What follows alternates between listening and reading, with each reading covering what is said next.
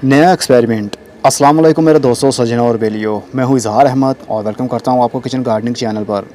29 अप्रैल 2019 मैं कुछ हफ्तों से एक्सपेरिमेंट कर रहा था गाय के गोबर को लेकर और लीफ कंपोस्ट को लेकर। एक पौधे को मैंने लगाया ऐसी मिट्टी में जिसमें गाय का गोबर था और एक को ऐसी मिट्टी में जिसमें पत्तों की खाद थी। गाय का गोबर और पत्तों की खाद, रिज़ल्ट आप लोगों के सामने हैं। किसकी ग्रोथ सबसे अच्छी चल रही है। मैं किसी भी चीज़ को गलत नहीं कहूँगा, ना तो गाय के गोबर को और ना ही पत्तों की खाद को। सिर्फ आप लोगों के साथ शेयर करना चाहता हूँ कि कैसे पौधों को हमें गाय का गोबर देना चाहिए और कैसे को पत्तों की खाद। 3 हिस्से मिट्टी ली और 1 हिस्सा गाय का गोबर और उसके अंदर एक मिर्ची के पौधे को मैंने लगाया।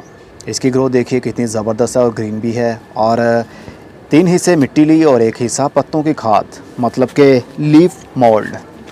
ये है लीफ मोल्ड, पत्तों की खाद। पत्तों को डिकम्पोज किया होता है। पत्तों को डिकम्पोज कैसे करना है इसके ऊपर मेरी वीडियो पहले ही मौजूद है।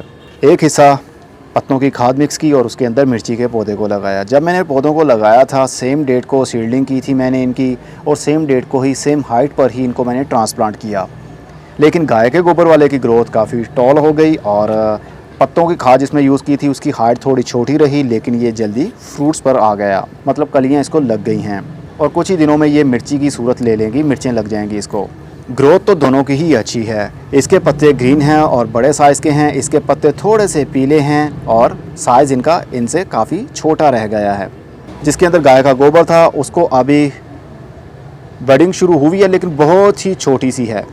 अभी इसकी कली बन रही है, कुछ दिनों में ये विजिबल होगी, फूल खिलेगा और उसके बाद में मे भी मिर्च बन जाए, मे भी ना भी बने। लेकिन जिसमें पत्तों की खाद थी उसके अंदर कलियां काफ़ी बड़े साइज़ की हो गई हैं और अब ये फूल खिल रहे हैं और अब ये फूल खिलने के करीब हैं। 2 से 3 या 4 से 5 दिनों में ये फूल खिल जाएंगे और उसके अंदर से मिर्च बनना भी शुरू हो जाएगी। लेकिन इसके पत्तों की ग्रोथ थोड़ी सी कम लग रही है मुझे।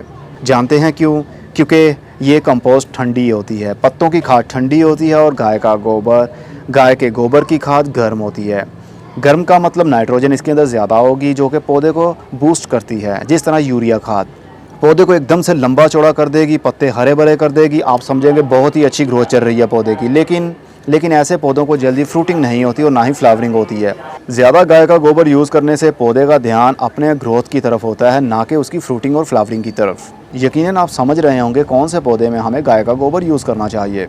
आपके घर में ज़्यादा हाउस प्लांट है तो उसके अंदर नाइट्रोजन वाली खाद आप यूज़ कर सकते हैं। जैसे कि ज़्यादा पत्तों वाले पौधे, जिनके ज़्यादा पत्ते ही रहते हैं, उनको फूल नहीं लगते, तो ऐसे पौधे में आप गाय का गोबर यूज़ करेंगे तो उसके पौधे की ग्रोथ अच्छी होगी, पत्ते ग्रीन होंगे, टहनियाँ ज़्यादा निकलेंगी और पौधा लंबा चौड़ा ज़्यादा होगा। और सब्जियों वाले पौधे या फ्रूट्स वाले पौधे जिसको फ्रूट लगता हो या फूल लगते हों, उसमें ज़्यादा पत्तों की खाद यूज़ करेंगे तो अच्छा रिज़ल्ट पाएंगे। पौधा कम हाइट में ही फ्रूटिंग पर जल्दी आ जाएगा। लेकिन पत्तों की खाद और गोबर की खाद दोनों को एक साथ में यूज़ नहीं करना चाहिए, क्योंकि ये है गर्म खाद और ये है ठंडी खाद। ठंडी और गर्म का कम्बिनेशन नहीं बन पाएगा, इसलिए एक टाइम में एक ही खाद आप यूज़ करें। गाय के गोबर को और पत्तों की खाद को क्यों इकट्ठा यूज़ नहीं करना चाहिए, इसके ऊपर मेरी वीडियो मौजूद है। वीडियो के ऊपर लिंक दे रहा हूँ, इसके ऊपर क्लिक करेंगे तो आपको वो वीडियो देखने में मिलेगी। तो मैं तो यकीन मानिए दीवाना हो गया हूँ लीफ कंपोस्ट का। पत्तों की खाद का मैं पहले ही दीवाना था, लेकिन इसको तैयार करने में काफ़ी टाइम लग जाता है, मतलब डिकम्पोज होने में काफ़ी टाइम लगता है। 6 महीने या मिनिमम 1 साल पड़ी खुद ही डिकम्पोज होती रहे तो आहिस्ता आहिस्ता से ये बहुत ही पावरफुल खाद बन जाती है। कंपोस्ट वो ही ज़्यादा पावरफुल होगी जो ज़्यादा टाइम लेगी डिकम्पोज होने में। गाय का गोबर 6 महीने में, 10 महीने में या 1 साल में फुली डिकम्पोज हो जाता है, लेकिन पत्तों की खाद 6 महीने से 1 साल के अंदर मिनिमम डिकम्पोज होती है। ये जितनी पुरानी ऑर्गेनिक कंपोस्ट उतना ज़्यादा अच्छा रिज़ल्ट। तो आप भी अपने पौधों में लीफ कंपोस्ट यूज़ कर सकते हैं। अक्सर लोगों की शिकायत होती है टमाटर के पौधे को लेकर और मिर्ची के पौधे को भी लेकर कि हमारे पौधों की ग्रोथ तो बहुत अच्छी चल रही है, लेकिन फूल नहीं लगते और मिर्चें नहीं बनती या टमाटर नहीं लगते। अगर फूल खिलते भी हैं तो उसके बाद में सूख जाते हैं और गिर जाते हैं। इसकी 2 वजह हो सकती है, एक तो मौसम और दूसरा खाद का यूज़। आपको पता होना चाहिए कि स्टेज पर कौन सी खाद यूज़ करनी चाहिए। अगर पौधा बहुत छोटा है, मान लीजिए 2 से 3 इंच का पौधा है, तो उसको गाय का गोबर थोड़ा थोड़ा आप दे सकते हैं ताकि उसकी थोड़ी हाइट बढ़ सके, उसकी हेल्थ अच्छी हो सके, ताकि वो जल्दी फ्लावरिंग पर आने के काबिल हो जाए। लेकिन जब पौधा फूलों पर आना चाहता हो तो हम गाय का गोबर देते रहें, नाइट्रोजन वाला खाद देते रहें, तो पौधा लंबा चौड़ा तो होगा, फूल लगेंगे लेकिन गिर जाएंगे और समटाइम तो फूल भी नहीं लगते। और दूसरी रीज़न ये भी है कि मौसम भी हमें देखना पड़ेगा कि कौन सा मौसम हमारे पौधे की ग्रोथ के लिए अच्छा है। मतलब मिर्ची के पौधे को कौन से सीज़न में मिर्चें लगती है। ऐसा ना हो कि ऑफ सीज़न हो तो हम समझ रहे हों कि इसको मिर्चें क्यों नहीं लग रही, हम खाद भी यूज़ कर रहे हैं। मौसम हो तो ही आपके खाद का असर ज़ाहिर होगा।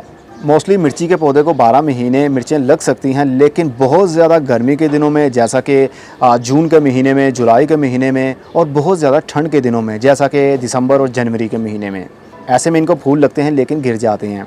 आइडियल टेम्परेचर तभी होता है जब थोड़ा थोड़ा मौसम सही हो, मतलब बहुत ज़्यादा गर्मी ना हो ना ही बहुत ज़्यादा सर्दी, तो मिर्चें लगती रहेंगी। तो आपने इन दोनों का रिज़ल्ट देख लिया। होपफुली आप भी लीव कंपोस्ट यूज़ करने पर ध्यान देंगे। अब मैं चलता हूँ, खुदा हाफिज़, good bye, see you and tata, और अपना बहुत सा ख्याल रखिएगा।